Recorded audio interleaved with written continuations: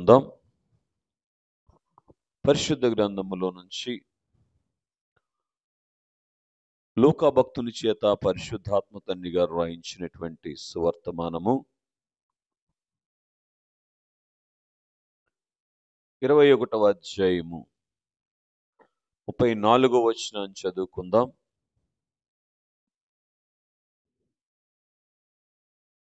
లూకా సువార్త 21:34 చదవండి.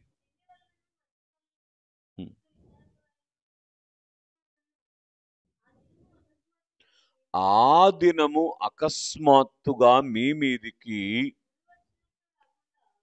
ఉరి వచ్చినట్టు రాకుండా మీ విషయమై మీరు జాగ్రత్తగా ఉండుడి. ఈ వాక్యములో నుంచి పరిశుద్ధాత్మ తండ్రి మనతో మాట్లాడును గాక. ఆమేన్. స్నేహితులారా, గమనించండి.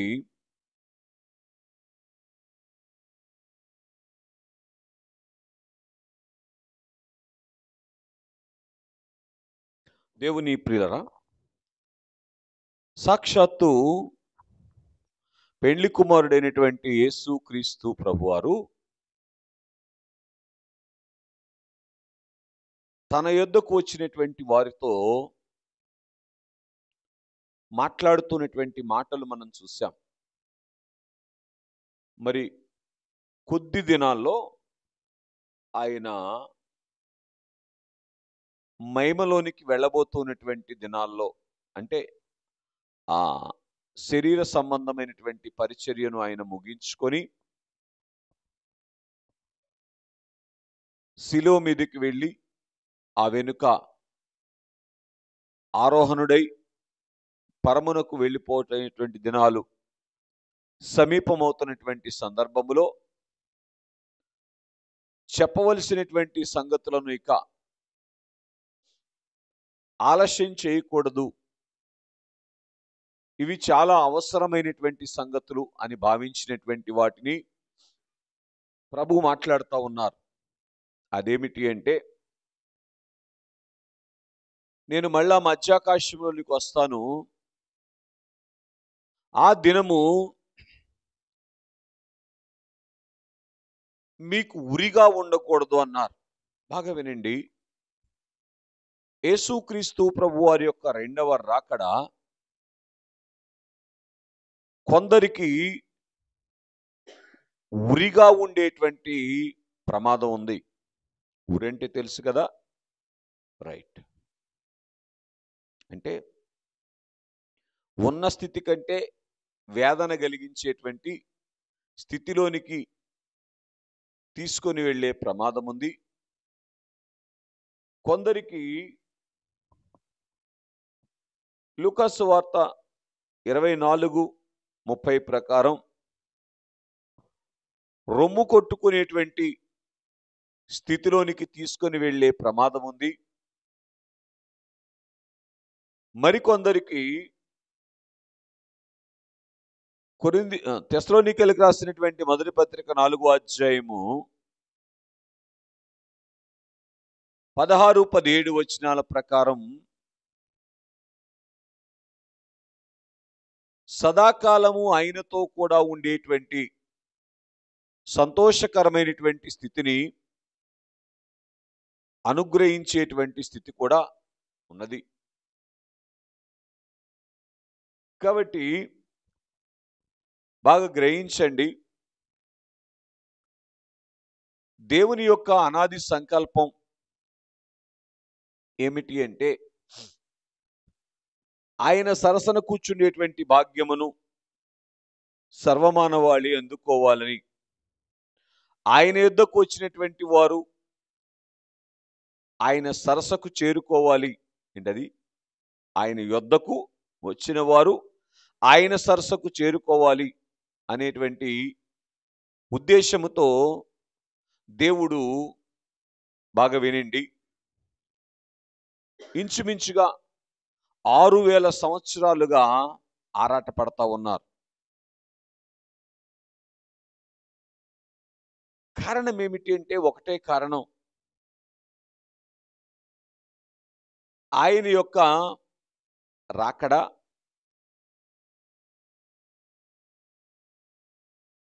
మొదటి రాకడేమో అందరి కొరకు వచ్చినటువంటి రాకడ.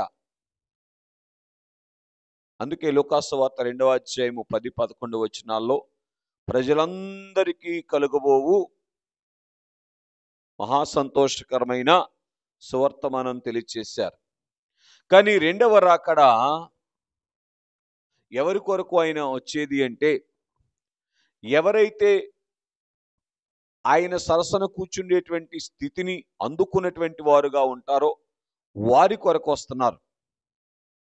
మరి మిగిలిపోయినటువంటి వారికి ఏమండి, అది ఉరిగా ఉండే ప్రమాదం ఉంటుంది. మిగిలిపోయిన వారు ఏమనుభవించాల్సి వస్తుంది? 7 సంవత్సరములు మహాశ్రమలు. ఇప్పుడు అనుభవించే ఈ శ్రమలైతే అప్పుడు అనుభవించబోయేవి మహాశ్రమలు. కనుక అందుకే ఏదో అనుకున్నాం ప్రభు రాకడంటే, కానీ ఏంటి ఉరి వచ్చినట్టు వచ్చింది మాకు అని అనుకునేటువంటి పరిస్థితి కూడా కొందరికి ఉంటది అని ప్రభు తెలియచేస్తా ఉన్నారు.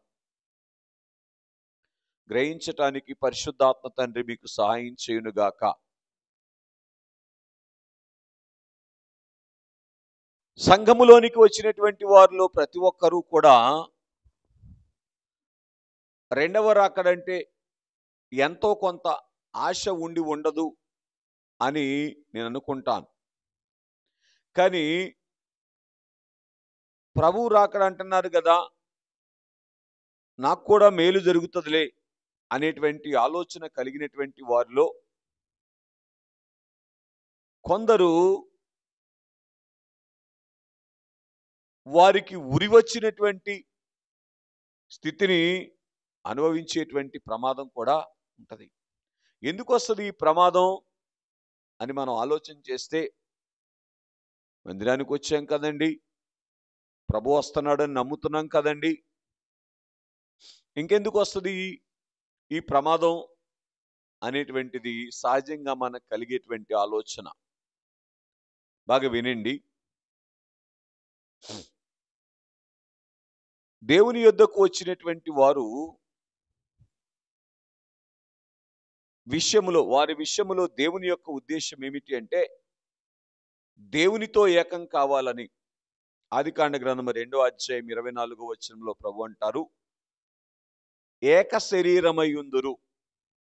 యేసు ప్రభు వారి యొక్క రెండవ రాకడను పెళ్లి రాకడని ఎందుకన్నారంటే, ఆయన మనలను రక్షించటానికి కాదు వచ్చేది, ఆయనతో ఏకం చేసుకోవటానికి. ఆయనతో ఏక శరీరమయ్యేటువంటి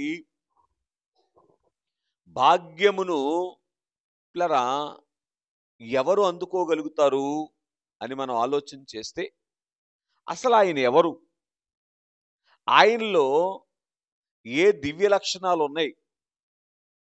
ఆయనతో ఉంటే కలిగేటువంటి మేలేమిటి అనేటువంటిది ముందు మనకు అర్థమైతే ఏం చేస్తాం? ఆయనతో ఏకమవటానికి ప్రయత్నం చేస్తాం. ఉదాహరణకి ఒక అమ్మాయి పెళ్లి చేసుకోవాలి అనుకుందనుకోండి, కనబడ్డ వాళ్ళందరినీ పెళ్లి చేసుకుంటుందా? ఎవరిని పెళ్లి చేసుకుంటుంది? ఏమండి, తన దృష్టిలో తనకు నచ్చినటువంటి ఆయన్ని పెళ్లి చేసుకుంటుంది. అంతే కదా? మీ ఊళ్ళో కూడా అంతేనా? నిన్ను కూడా పెళ్లి చేసుకున్నాను అంటదా? అంద కదా. స్నేహితులరా, అంటే ఈ పెండ్లి స్థానము అనేటువంటిది ఎవరికి ఇస్తుందంటే, ఆ బిడ్డకు కనబడినటువంటి వారిలో శ్రేష్టమైనటువంటి వారు ఎవరు అని తన జ్ఞానానికి అర్థమవుతుందో వారికి మాత్రమే ఆ పెళ్లి చేసుకునేటువంటి స్థానాన్ని ఇస్తుంది. అవునా కాదా? వినండి. కాబట్టి యేసుక్రీస్తు ప్రభువారి దగ్గరికి వచ్చినటువంటి ప్రతి ఒక్కరూ కూడా ఆయనతో ఏకమవ్వాలి అనేటువంటి స్థితిలోనికి రాలేరు. కారణం ఏమిటి అంటే, ఆయన ఎటువంటి వారు అనేటువంటి సంగతి గ్రహించలేకపోవటాన్ని బట్టి, ఆయన ఎటువంటి వారు అనేటువంటి సంగతి గ్రహించగలిగితే ఏమండి, ఆయన ఇచ్చే వాటిని కోరుకోవటం మాత్రమే కాదు, ఏమండి, ఆయనలో నేనుంటే బాగుంటది కదా, ఆయనతో కాదు ఆయనలో నేనుంటే బాగుంటది కదా అనేటువంటి ఆలోచనలోనికి వస్తారు. చూడండి, ఇంతకుముందు నేను చెప్పిన మాటే, ఒక సహోదరి ఒక వ్యక్తిని వివాహం చేసుకోవాలి అనేటువంటి తీర్మానంలోనికి వస్తే ఆ వ్యక్తిని వివాహం చేసుకోవటానికి ఏం చేస్తుంది, ఏమండి, ఆ వ్యక్తి ఇష్టపడేటువంటి స్థితిలోనికి రావటానికి తన వంతు తాను నిత్యము కూడా ఏం చేస్తుందో తెలుసా, ప్రయాసపడేటువంటిదిగా ఉంటది. అవునా కాదా? అలాగే ఆ వ్యక్తిలో ఉన్నటువంటి సుగుణాలు తనకు ఉపయోగం కలిగిస్తాయి అనే కారణాన్ని బట్టేనా, ఇంకేమైనా కారణం ఉందా? ఒకటే కారణం కదా. అందుకే దేవునిలో ఉన్నటువంటి సుగుణాలు ఏంటి అనేటువంటిది మనకు అర్థమైతే పిల్లరా, దేవునితో ఏకమయ్యేటువంటి స్థితి కొరకు దేవునిని వెంబడిస్తాం. అర్థమవుతుందండి? కనుక ఆలోచన చేయటానికి ప్రయత్నం చేయండి. దేవుడు ఎటువంటి స్థితి కలిగినటువంటి వారు అని అంటానికి ఆయన లక్షణాలు మనకు అర్థం కావాలి. ఆయన ఎటువంటి స్థితి కలిగిన వారో మనకు అర్థం కావాలంటే రైట్, దేవుని యొక్క దివ్య లక్షణాలు ఎన్ని? వెరీ గుడ్ నాన్న, గాడ్ బ్లెస్ యూ. 11 లక్షణాలు. కనుక మచ్చుకు 1-2 జ్ఞాపకం చేస్తాను. ప్రాముఖ్యమైనటువంటి లక్షణము ఏమండి? ప్రేమ కదా స్నేహితులారా. అందుకే యోహాను గారు అంటారు, దేవుడు ప్రేమై ఉన్నారు అని అంటారు యోహాను రాసిన మొదటి పత్రికలో. కాబట్టి దేవుని ప్రేమ ఎటువంటి ప్రేమ అనేటువంటిది అర్థమైతే ఆయనతో ఏకమయ్యేంతగా మనం ఆయన్ని ప్రేమిస్తాం. చూడండి, మచ్చుకు యెషయా గ్రంథము 65వ అధ్యాయము 2వ వచనాన్ని చదువుకుందాం. యెషయా గ్రంథము 65వ అధ్యాయము 2వ వచనం. అయ్యో, లోబడనోలని ప్రజల కొరకు చదవండి, తన ఆలోచనలను అనుసరించి చెడు మార్గములలో నడుచుకుంటూ లోబడనొల్లని ప్రజల వైపు దినమెల్లా నా చేతులు చాచి ఉన్నాను. బాగా వినండి, ఇదండి దేవుని ప్రేమ. ఎవరి వైపు అంట దినమెల్లా చేతులు చాచేది? తమ ఆలోచనలు నడుచుకుంటూ, ఆలోచనలను అనుసరిస్తూ చెడు మార్గాలు నడుచుకునేటువంటి వారి వైపు అంట దినమెల్లా చేతులు చాచేటువంటి ప్రేమ దేవుడు కలిగి ఉన్నారు. ఆలోచన చేయటానికి ప్రయత్నం చేయండి.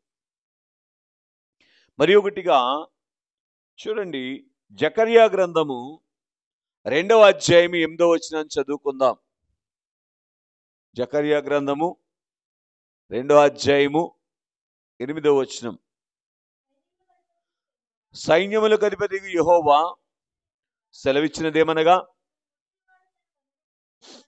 అమ్మా, మిమ్మును ముట్టినవాడు తన కనుగుడ్డును ముట్టినవాడని ఎంచి. చాలు, అర్థమవుతుందండి. ఎవరినంట? దేవజనాంగమైనటువంటి ఇశ్రాయేలీలతో ఆయన అంటున్నాడు, మిమ్ములను ముట్టివాడు నా కనుగుడ్డును ముట్టిన వాడినిగా నేను ఎంచుతాను అని అంటున్నారు. ఇప్పుడు చెప్పండి, దేవజనాంగము ఏం చేశారు చెప్పగలరా? అయ్యో, దేవుడు కానటువంటి వాటిని ఏమండి పూజించినటువంటి స్థితిలోనికి వచ్చారు. దేవుని మాటను పెడచెవిని పెట్టారు.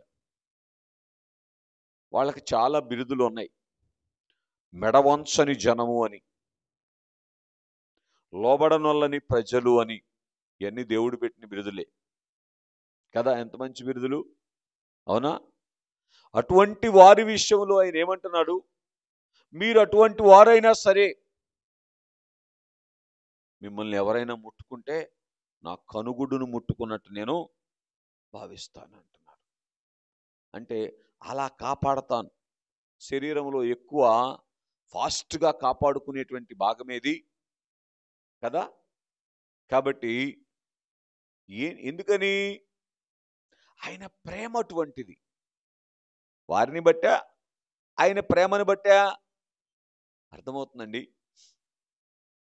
ఆయన ఎంత ప్రేమ గలవారో మనకు అర్థమైతే ఇట్లరా ఆయనలో ఏకమైపోవటానికి ఇష్టపడతాం. ఆయన ప్రేమ మనకు అర్థం కాకపోతే లోకములోని ప్రేమలన్నీ వచ్చేసి కలుషితమైనటువంటి ప్రేమలో పడిపోయేటువంటి ప్రమాదం ఉంటుంది. స్నేహితులరా, ఆలోచన చేయటానికి ప్రయత్నం చేయండి. ఇంకొక మాట, రోమీయులకు రాసిన పత్రిక 5వ అధ్యాయము 8వ వచనం చదువుకుందాం. రోమాపత్రిక 5వ అధ్యాయం 8వ వచనం. అయితే దేవుడు మన ఎడల తన ప్రేమను వెల్లడిపరుచున్నారు. ఎలాగ వెల్లడిపరుస్తున్నారంట? చదవండి. ఇట్లనగా మనమింకనూ పాపులమై ఉండగానే క్రీస్తు మన కొరకు చనిపోయెను. బాగా వింటున్నారా? దేవునిలో ఉన్నటువంటి సుగుణం ఏంటి చెప్పండి? చెప్పండి.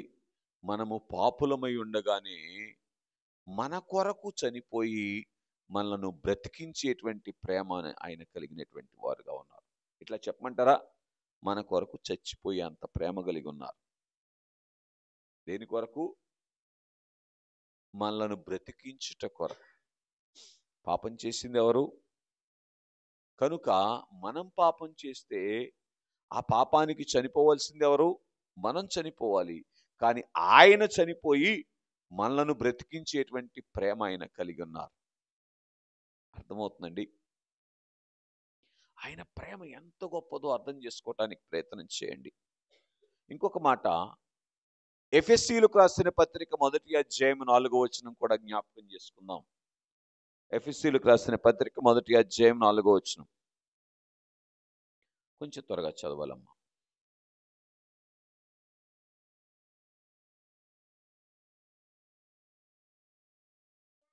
ఎట్లనగా తన ప్రియుని యందు తాను ఉచితముగా మనకు అనుగ్రహించినటువంటి తన కృపామహిమకు కీర్తి కలుగునట్లు, చదవండి,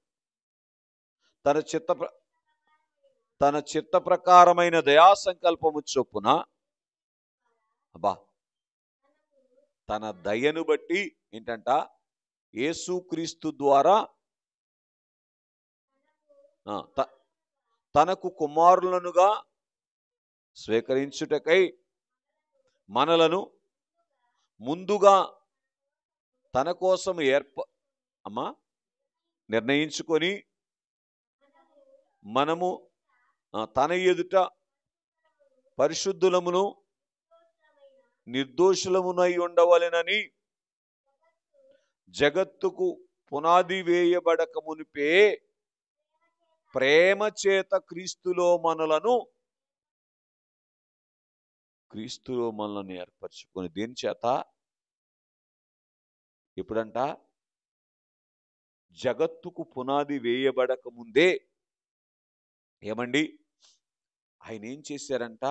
ఆయనకున్నటువంటి ప్రేమను బట్టి క్రీస్తులో మనలను ఏర్పాటు చేసుకున్నారు. ఏమండి నాకు తెలియక అడుగుతా, కొంచెం అర్థం చేసుకుందాం. జగత్తుకు పునాది వేయబడక ముందే, జగత్తుకు పునాది వేసిన తర్వాత, మానవుణ్ణి కలుగు చేసిన తర్వాత మానవుడు ఏ స్థితిలోనికి వస్తారో దేవునికి తెలుసా తెలీదా? ఎంతకాలం మానవులు ఆ స్థితిలో ఉంటారో తెలుసా తెలీదా ఆయనకి? కదా? ఎన్ని వేల సంవత్సరాలు తెలుసా తెలీదా ఆయనకి? తెలిసి కూడా ఏమండి మనల్ని ఏం చేశారంట? అయ్యో, క్రీస్తులో ఏర్పరుచుకున్నారు అంటే అర్థమేంటో తెలుసా? మన కొరకు పూటబడ్డారు అంటే మనలను తన యొక్క జనాంగముగా, తన కుమారులుగా కుమార్తెలుగా ఏర్పాటు చేసుకుంటాం అంటే అర్థమేంటో తెలుసా? ఆ కుమారులుగా కుమార్తెలుగా తీర్చిదిద్దబడుట కొరకు అవసరమైనటువంటి మూల్యాన్ని చెల్లించే అంత ప్రేమ ఆయన దగ్గర ఉంది. ఎందరూ ఎన్ని అపరాధాలు చేస్తే వాటన్నిటికీ మూల్యము ఎన్నిసార్లు అపరాధం చేసినా వాటన్నిటికీ మూల్యము చెల్లించగలిగినటువంటి ప్రేమ ఎవరిలో ఉంది? ఇప్పుడు చెప్పండి, ఈ ప్రేమ ఇంకెవరిలో అన్నా కనబడుతుందా? మరెందుకు కొన్ని ప్రేమలు పుట్టుకొస్తున్నాయి? ఏమండి, ఇక నేను విస్తరించి లోతుగా వెళ్ళకూడదు, కానీ గ్రహించండి. మరి ఒకటిగా మనం చూస్తే యోహాను రాసినటువంటి మొదటి పత్రిక 1వ అధ్యాయము 7వ వచనములో యోహాను భక్తుని చేత దేవుడు రాయిస్తూ, యేసు రక్తము ప్రతి పాపము నుండి మనలను పవిత్రులుగా చేయును. తన రక్తమును కార్చి మనలను పవిత్రులుగా చేయగలిగినటువంటి ప్రేమ దేవుని ప్రేమ, గుర్తుపెట్టుకోండి. అలాగే కొలస్సీయులకు రాసిన పత్రిక 2వ అధ్యాయము 13, 14 వచనాలు చదువుకుందాం త్వరగా. కొలస్సీయులకు రాసిన పత్రిక 2వ అధ్యాయం 13, 14 వచనాలు. మరియు అపరాధము వలనను అమ్మా శరీరమందు సున్నతి పొందకపోవటం వలనను మీరు మృతులై ఉండగా దేవుడు ప్రాతరూపకమైన ఆజ్ఞల వలన మన మీద రుణముగాను మనకు విరోధముగాను ఉండిన పత్రమును మేకులతో సిలువకు కొట్టి దాని మీద చేవ్రాతను తుడిచివేసి మనకు అడ్డము లేకుండా చేసి దానిని ఎత్తివేసి మన అపరాధములన్నిటినీ క్షమించి ఆయనతో కూడా మిమ్మును జీవింపచేసెను. చాలండి. చూసారా, దేవుని ప్రేమ ఏంటంటండి? ఆయనతో జీవింపచేయుట కొరకు మనం ఏం చేశాము? ఏమండి, ఆయన ఇచ్చినటువంటి జీవాన్ని పోగొట్టుకునేటువంటి స్థితిలోనికి వచ్చాం. పాపం వలన వచ్చిన జీతము కనుక ఆయన ఇచ్చినటువంటి జీవాన్ని పోగొట్టుకునేటువంటి స్థితిలోనికి వస్తే ఆయనతో కలిసి జీవింపచేయుట కొరకు ఆయన ఏం చేశారంటే, మన మీద ఏదైతే రుణముగా ఉన్నదో ఆ పత్రం ఏది రుణంగా ఉంది? అయ్యో, దేవుని యొక్క ఆజ్ఞలు. కనుక వీటిని ఆయన ఏం చేశారంటే రద్దు చేసినటువంటి వారుగా ఉన్నారు. ఏమండి, కొద్దిగా ఆలోచన చేయండి. ధర్మశాస్త్రాన్ని ఆయన ఇచ్చారా, ఇవ్వలేదా? ఇచ్చారు. ఈ ప్రకారం నడుచుకుంటే మీరు నీతిమంతులు అవుతారని చెప్పారా, చెప్పలేదా? పాత నిబంధన కాలంలో ఆయన చెప్పాల్సినవి చెప్పినప్పటికీ కూడా అవి చెయ్యకపోతే కూడా ప్రేమించే ప్రేమ ఆయనకుంది. ఇప్పుడు చెప్పండి, ప్రేమ ఎవరికి ఉంది? కళ్ళ ముందు కనబడే వారికి ఎవరికైనా ఉందా? లోకములో ఇంకెవరికైనా ఉందా? కనుక ఆయన ప్రేమను గ్రహించగలిగితే పూర్తి చేయండి, ఆయనతో ఏకమయ్యేటువంటి భాగ్యము కొరకు ఆయన దగ్గరికి వస్తాం. అర్థమవుతుందండి? గ్రహించడానికి ఆలోచన చేయండి. ఆయన యొక్క దివ్య లక్షణాల్లో మరి ఒకటి పరిశుద్ధత కదా. ఆయన పరిశుద్ధత ఎంత గొప్పదంటే దైవజనులు చెప్తూ అన్నారు, ఆయన యొక్క లక్షణాల్లో ఒక లక్షణములో అన్ని లక్షణాలు ఇమిడి ఉన్నాయని అన్నారు. మచ్చుకు ఒక మాట పరిశుద్ధతను జ్ఞాపకం చేస్తాం. ఆయన పరిశుద్ధత ఎంత గొప్పది అంటే, ఏమండి, మనం ఆయనను ప్రేమించకపోయినా లేదు మనం ఆయన్ను సిలువ వేస్తూ ఉన్నా మనలను ఆయన ప్రేమించి అంత పరిశుద్ధత ఆయనకుంది. ఏమండి, ఆయన న్యాయం ఎంత పరిశుద్ధమైంది అంటే, మనము అన్యాయస్తులమైన ఆయన న్యాయం చేసే అంత పరిశుద్ధత ఆయన దగ్గర ఉంది. అర్థమవుతుందండి. స్నేహితులారా, గ్రహించడానికి ప్రయత్నం చేయండి. ఇట్లాగున అన్ని లక్షణాలను కూడా మీరు ఒక్కసారిగాన, ఎందుకంటే పెళ్లి కుమార్తె పెళ్లి కూతురు పెళ్లి కొడుకులో ఏం చూస్తుంది? ఆయనకి ఏ లక్షణాలు ఉన్నాయి, మంచి లక్షణాలు ఉన్నాయా అని చూస్తుందా? అలాగున ఇలాగున మీరు ఈ సృష్టిలో కనబడేటువంటి వారిలో ఎవరిలో అన్నా పరీక్ష చేయండి. ఆయన దివ్య లక్షణాలు, పెళ్లి కుమారుడైనటువంటి యేసు ప్రభు వారి యొక్క దివ్య లక్షణాలు గన పరీక్ష చేయగలిగితే ఆయనతో పెళ్లి కొరకు ఆరాటపడతాం. అప్పుడు మరణాత అనేటువంటి అనుభవంలోనికి వస్తాం. యేసు ప్రభు వారి యొక్క రెండవ రాకడ అప్పుడు ఉరిగా ఉండదు కానీ ఉల్లాసంగా ఉంటది. ఎలా ఉంటది? అర్థమవుతుందండి. స్నేహితులరా, ప్రభు దగ్గరకు వచ్చినటువంటి వారు ఏ కారణాన్ని బట్టి అయినా రావచ్చు, కానీ వచ్చిన తరువాత ఆయన మనకు బోధపడతా ఉంటే ఏ స్థాయిలోనికి వస్తామో తెలుసా? పూర్తి చేయండి. అయ్యో, ఆయనతో ఏకమై ఉంటే బాగుండు అనేటువంటి స్థాయిలోనికి వస్తాం. ఆ స్థాయిలోనికి వస్తేనే అప్పుడు ఏం చేస్తాం? ఆయన రాకడ కొరకు సిద్ధపడేటువంటి అనుభవంలోనికి వస్తాం. లేకపోతే పూర్తి చేయాలి. రాకడలో వెళతాము అనేటువంటి భ్రమలో ఉండి ఏం చేస్తాం చెప్పండి? మిగిలిపోయేటువంటి ప్రమాదం ఉంటుంది. ఆయనలో ఉండేటువంటి భాగ్యాన్ని పోగొట్టుకోవటం మాత్రమే కాదు, ఆయన లేని చోట ఉండి ఏమండి ఆ లేని స్థితిలో ఉన్నటువంటి వేదనను అనుభవించేటువంటి ప్రమాదంలోనికి తీసుకొని వెళ్తుంది. స్నేహితులారా, గ్రహించడానికి ప్రయత్నం చేయండి. కనుక నేనేం చెప్పటానికి పరిశుద్ధాత్మ తండ్రి నన్ను ప్రేరేపిస్తా ఉన్నారంటే, అసలు ఆయన ఎవరు, ఆయన ఏ స్థితి కలిగినటువంటి వారు అనేటువంటిది మనకు బోధపడితే అప్పుడు లరా ఆయన్ని ఏమైనా అడగాల, లేదు ఆయన్ని ఏమడగాలి అనేటువంటి సంగతిని గ్రహించుకునేటువంటి అనుభవంలోనికి రాగలుగుతాం. ఆయన ఏమై ఉన్నారు అనేటువంటి సంగతి అర్థమైతే ఏమడుగుతాం అప్పుడు? అయ్యా, నువ్వు ఇంత గొప్ప స్థితిలో ఉన్నావు, నన్ను నీలో చేర్చుకో అనేటువంటి, నీతో ఏకం చేసుకో అనేటువంటి స్థితిలోనికి రాగలుగుతాం. అప్పుడు ఆ స్థితిని సంపాదించుకోవటానికి, అంటే ఆయనలోనికి ప్రవేశించటానికి అవసరమైనటువంటి సిద్ధపాటు కొరకు ఏం చేస్తాం? ప్రయాసపడతాం. లేకపోతే మత్తయి సువార్త 25వ అధ్యాయంలోని 2వ 5 కన్యకల వరుసలోనికి వెళ్ళిపోతాం. అదే వరుస కొంచెము ప్రేమ తగ్గిన వరుస. కొంచెము ఏమండి, 10 మంది సిద్ధపడి వెళ్ళారు కదా, ఎందుకు ప్రభు రాకడ ఆలస్యమైంది?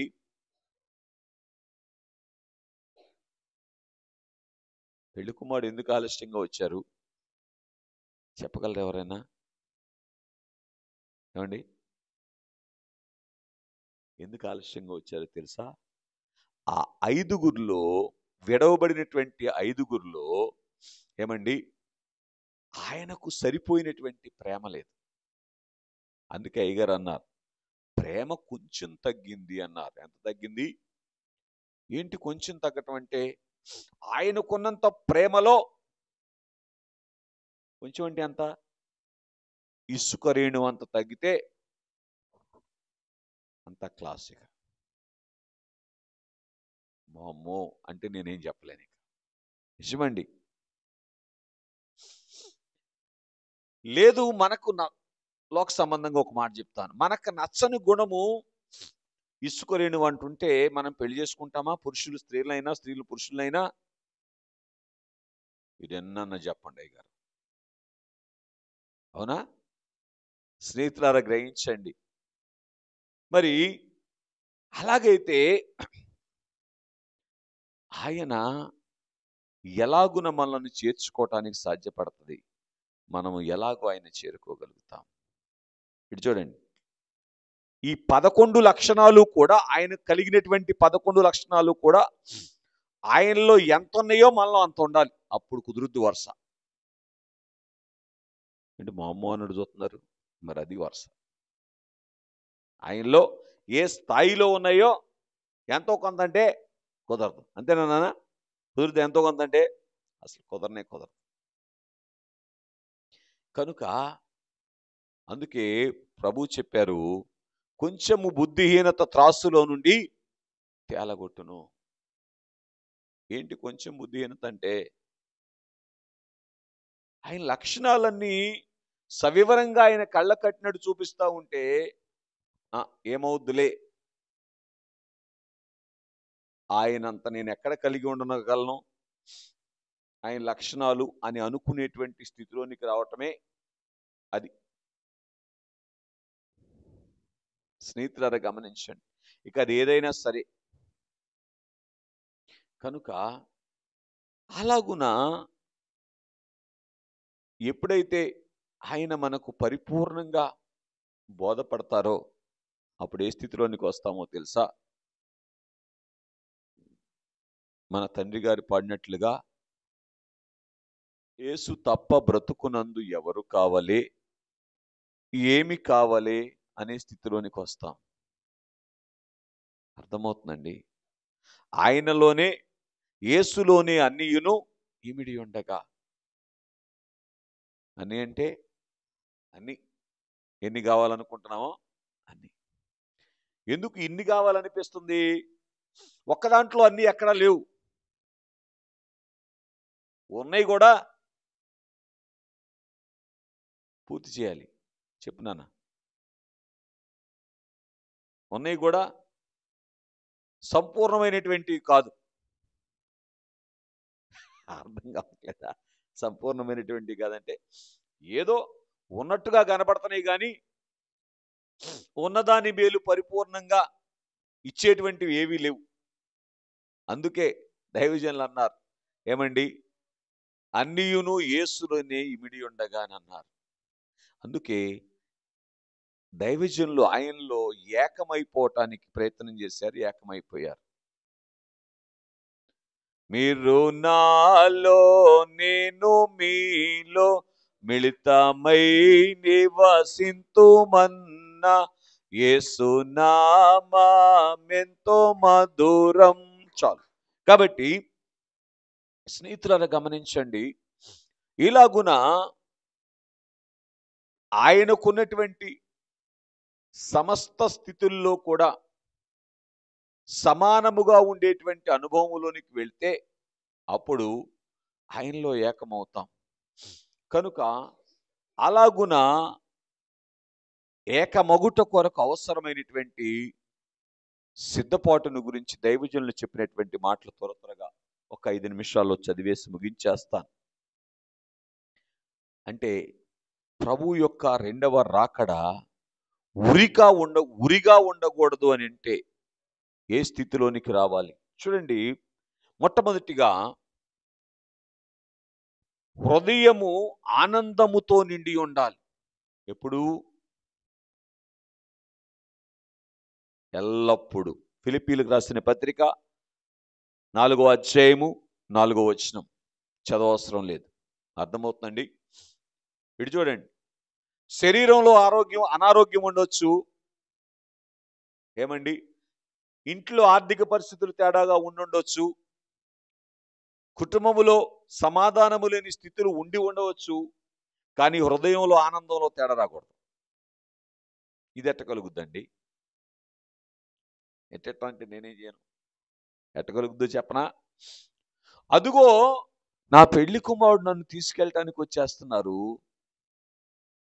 వీటితో ఇంక నాకేంటి పని? ఈ మెట్లోనికి వస్తే ఆనందానికి కొదువు ఉండదు.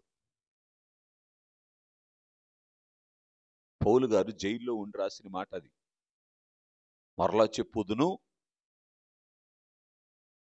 కాళ్ళకు బొండా వేశారు, చేతులకు సంకెళ్ళు వేశారు. ఏమండి, సరైన ఆహారం లేదు, సదుపాయాలు లేవు. ఇప్పుడంటే జైల్లో ఏసీలు వచ్చినాయిలేండి, కానీ అప్పుడు జైలు ఎలాగ ఉండేవి? ఒక గుంట జైలు అంటే. ఏమండి పిల్లరా, అటువంటి స్థితిలో ఎందుకు, ఎక్కడి నుంచి వస్తుంది ఆయనకి ఆనందం? అంటే ఇదిగో నా ప్రభు వచ్చారు.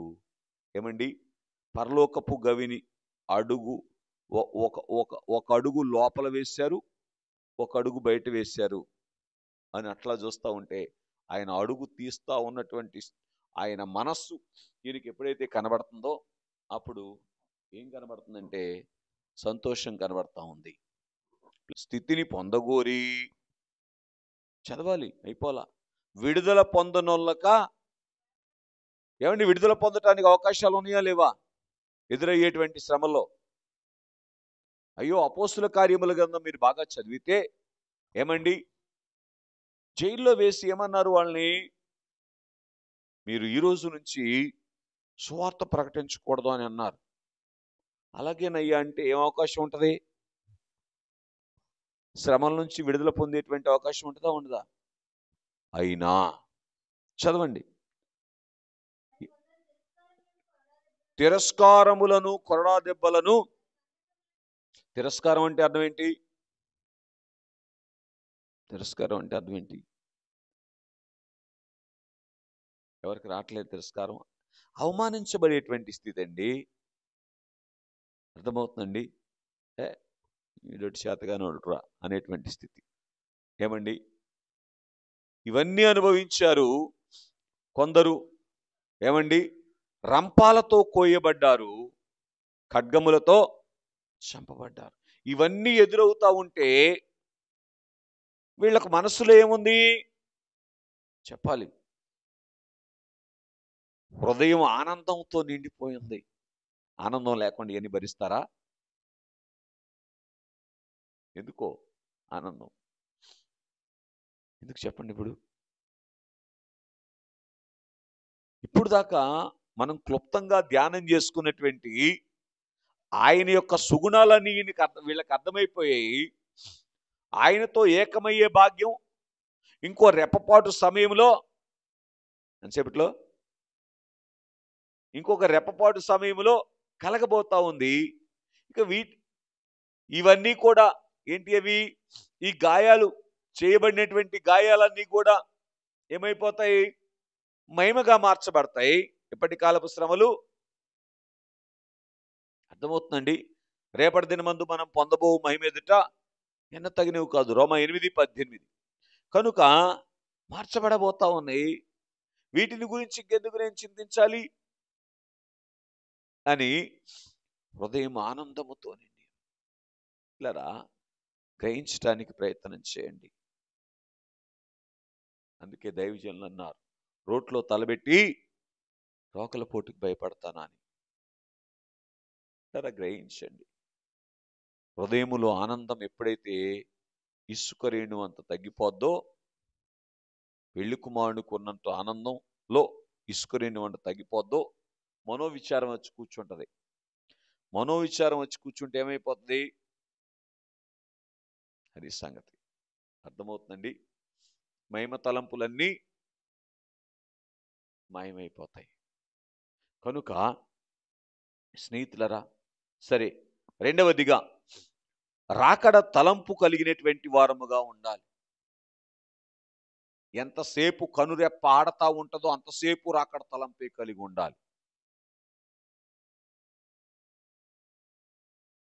అర్థమవుతుందండి? నిద్రపోయేటప్పుడు కనురెప్ప ఆడద్దా? కనురెప్ప ఆడినంతసేపు రాకడ తలంపు కలిగి ఉంటే ఆ నిద్రలో కూడా ఆటోమేటిక్గా ఏ తలంపు వచ్చేస్తుంది? స్నేహితులారా గమనించండి. ఇలాగున రాకడ తలంపు అనేటువంటిది ఎప్పుడైతే కలిగి ఉంటామో, ఏ తలంపు కలిగి ఉంటే దాని కొరకు ఏం చేస్తాం? ఆరాట పడతా ఉంటాం. దాన్ని సంపాదించుకోవడానికి ప్రయత్నం చేస్తూ ఉంటాం. లూకా రాసిన సువార్త 12వ అధ్యాయము 35 నుంచి 40 వచనాల వరకు ఇంటికి వెళ్ళా చదువుకోండి. కనుక స్నేహితులారా గమనించండి. మరి ఒకటిగా పిల్లరా ఒప్పుకున్నటువంటి అనుభవములోనికి రావాలి. యాకోబు పత్రిక 5వ అధ్యాయం 16వ వచనం. కనుక అతిక్రమములను ఒప్పుకొని విడిచిపెట్టువాడు వర్ధిల్లును అని మనం చూస్తూ ఉంటాం. కనుక స్నేహితులారా గమనించండి, ఎన్ని పర్యాయములు వాడు పరతలంపును తీసుకుని వచ్చి ఇందులో కుమ్మరిస్తాడో వెంటనే ఏం చేయాలంట? ఒప్పుకోవాలి. ఆలస్యమైపోతే మరకబడిపోద్ది అన్నారు. ఏమండి, బట్ట మీద ఇప్పుడు సంస్కారం ఏమండి పడింది అంగి మీద, వెంటనే వాష్ చేయకపోతే ఏమైపోద్ది?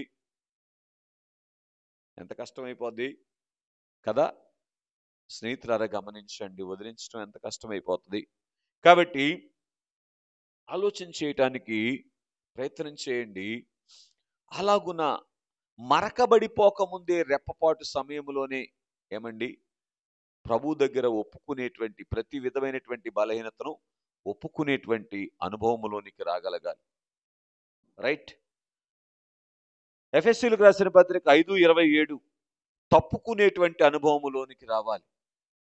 ఏం చేయాలి? ఒప్పుకున్నటువంటి పాపములను విడిచి మరలా చేయకుండా ఉండేటువంటి అనుభవం తప్పుకోవటం అంటే. దైవజనులు పాడారుగా ఏమని? లోకమును దానిలోని సమస్తమైన ఆశలు నాకు వాద్దు, యేసే చాలు, సాతానా నా వెనుకకి పో. అర్థమవుతుందండి. కనుక తప్పుకున్నటువంటి అనుభవం. 47వ పాట పల్లవిలో దైవజనులు ఏం పాడారు? అయ్యో, అధమ మొక్క పాపమైన అంటకుండా ఉన్నటువంటి స్థితిని ఎప్పటికప్పుడే కనబరచాలి, ప్రతి క్షణం కూడా. కనుక అదే తప్పుకున్న అనుభవం. మరి ఒకటిగా చెప్పుకునేటువంటి వరుసలోనికి రావాలి. ఏమని చెప్పుకోవాలి? కొరింథీయులకు రాసినటువంటి మొదటి పత్రిక 16వ అధ్యాయం 22వ వచనం. ఏమండి? మరణాత అని చెప్పుకునే వరుసలోనికి రావాలి. ఏంటి మరణాత అంటే? ప్రభు అయిన యేసు రమ్ము అని ప్రభుతో చెప్పుకునే వరుసలోనికి రావాలి. అర్థమవుతుందండి? నన్ను సిద్ధం చెయ్యి అని ప్రభుతో చెప్పుకునేటువంటి వరుసలోనికి రావాలి. స్నేహితులారా గమనించండి, ఈ వరుస రాకడకు సిద్ధపడటానికి అందుకే దైవజనులు పడారు. మరణాతాయనగా మన ప్రభువు మరలా వాచుట, దీనిన్ తరచుగా సలామునవాడు నరుడు ధాన్యోడు. అర్థమవుతుందండి. కనుక ఏంటి మరణాత అంటారు? అనకూడదా ప్రైజ్ లార్డ్ అని? అనకూడదా వందనాలని? అనకూడదా షాలోమ్ అని? అనొచ్చు. అనకూడదా? అనొచ్చు. కానీ పిల్లరా, అన్నిటిలోకెల్లా అతి శ్రేష్టమైంది ఏంటి? ప్రభు రాకడా. అవునా?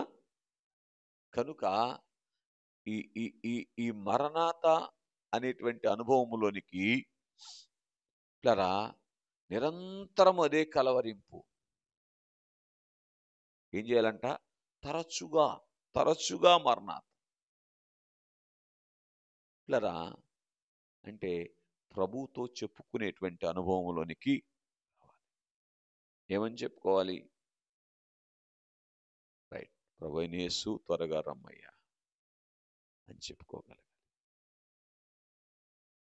స్నేహితులారా, మరి ఒకటిగా మనం చూస్తే యోహాను రాసినటువంటి 2వ పత్రిక 1వ అధ్యాయం 6వ వచనములో సరే ఆజ్ఞల ప్రకారం నడుచుకున్నటువంటి అనుభవంలోనికి రావాలి పిల్లరా. అలాగే ఆచార ప్రకారం నడుచుకున్నటువంటి అనుభవంలోనికి రావాలి. లూకా రాసిన సువార్త 1వ అధ్యాయంలో ఈ మాటలు కనబడతాయి. కనుక వారి యొక్క తరగతి క్రమము చొప్పున జకర్యా ఎలిజబెత్లైనటువంటి వారు ఏం చేశారండి? మందిరములో పిల్లరా ఆరాధన జరిగిస్తూ ఉన్నారు, వారికి ఇవ్వబడినటువంటి తరగతి క్రమం చొప్పున. అలాగే పిల్లరా మార్క్సు వార్త 5వ అధ్యాయం 18వ వచనం, ఆయన యొద్ద కూర్చుండేటువంటి అనుభవం రావాలి. అలాగే ఫిలిప్పీ పత్రిక 2వ అధ్యాయం 5వ వచనం ప్రకారము క్రీస్తు యేసునకు కలిగినటువంటి మనస్సు నేను కలిగి ఉండాలి అనేటువంటి గుర్తును సంపాదించుకోవాలి. ఆయన మనసు ఏంటి? ప్రకటన గ్రంథం 22వ అధ్యాయం 7వ వచనంలో ఉంటుంది, ఇదిగో నేను త్వరగా వస్తున్నాను అనేటువంటి మనస్సు. కనుక ఈ మనస్సు కలిగి ఉండాలి. ఆయన మనస్సు ఏంటి?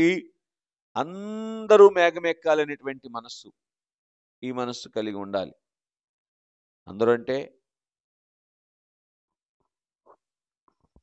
సర్లేండి. కనుక మనలను సిలువ వేస్తూ ఉన్నవారు, తృణీకరిస్తున్నటువంటి వారు కూడా మేఘమెక్కాలి అనేటువంటి మనస్సు కలిగి ఉండాలి. రైట్. స్నేహితులారా గమనించండి, రోమీయులకు రాసిన పత్రిక 12వ అధ్యాయము 17వ వచనం, కీడుకు ప్రతి కీడు చేయనటువంటి స్థితిలోనికి రావాలి. ఇవన్నీ ఎవరి స్థితులు? పెళ్లి కుమారుని యొక్క స్థితులు. ఇవన్నీ ఈ అనుభవంలోనికి వస్తే పెళ్లి కుమారునుకున్నటువంటి స్థితిలోనికి వచ్చేస్తాం. ఎవరికైనా ప్రతికీడు చేశారు ఆయన? రైట్. గలతీ పత్రిక 6వ అధ్యాయము 9వ వచనం, మేలు చేయుటలో అలసిపోకూడదు. ఏంటంట? ఇన్ని వేల సంవత్సరాల నుంచి ఇన్ని లక్షల మందికి మేలు చేస్తున్నారు కదా ప్రభు, నేను అలసిపోయాను, ఇక నాకు ఓపిక లేదని అన్నారు ఎప్పుడైనా? కనుక మనం కూడా మేలు చేయుటలో అలసిపోకుండా ఉండగలిగితే ఇలా సిద్ధపాటులోనికి వచ్చిన వారముగా ఉంటాం. 72వ పాట 107 వచ్చాడు, తర్వాత పాడుకోనండి. మత్తయి సువార్త 25వ అధ్యాయం 13వ వచనం, మెలకువగా ఉండేటువంటి అనుభవంలోనికి రావాలి. ఏ మెలకువ? నా ప్రభు ఎప్పుడు వస్తారు అనేటువంటి ఆ మెలకువతోనే ఉండాలి. రైట్. ప్రభువు రాకడ మేఘమెక్కేటువంటి భాగ్యాన్ని ఒకవేళ పోగొట్టుకునే పరిస్థితి ఏమైనా వస్తుందా అనేటువంటి ఆ మెలకువ ఎప్పుడు కూడా కలిగి ఉండాలి. రైట్. మార్క్సు వార్త 13వ అధ్యాయం 33వ వచనం, అనుదిన ప్రార్థన అనుదిన స్తుతి మానవద్దు అన్నారు దైవజనులు. ఏంటంట? అనుదినము ప్రార్థన, అనుదినము స్తుతి చెల్లించేటువంటి అనుభవంలోనికి రాగలగాలి. ఇక మరొక మాట మనం చదువుకుంటే మత్తయి సువార్త 11వ అధ్యాయం 28వ వచనం, ఆయన యొద్ద నేర్చుకునేటువంటి, పెళ్లి కుమారుని యొద్ద నేర్చుకునేటువంటి స్థితిలోనికి రావాలి. ఏం నేర్చుకోవాలి? బోధ ఆయన దగ్గరే నేర్చుకోవాలి, నడక ఆయన దగ్గరే నేర్చుకోవాలి. రైట్.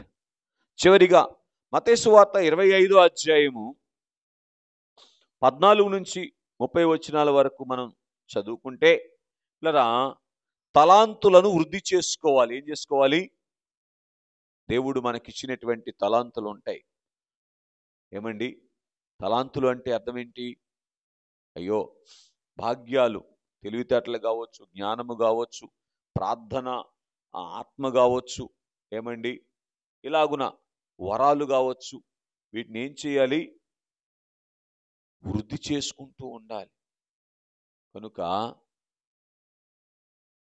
అలాగున ఈ అనుభవాలు ఏమి నేర్పిస్తాయంటే నేను రాకడకు సిద్ధపడ్డాను అనేటువంటి స్థితిలోనికి తీసుకొని వెళతాయి. అప్పుడు ప్రభువు రాకడ ఎలాగుండదు?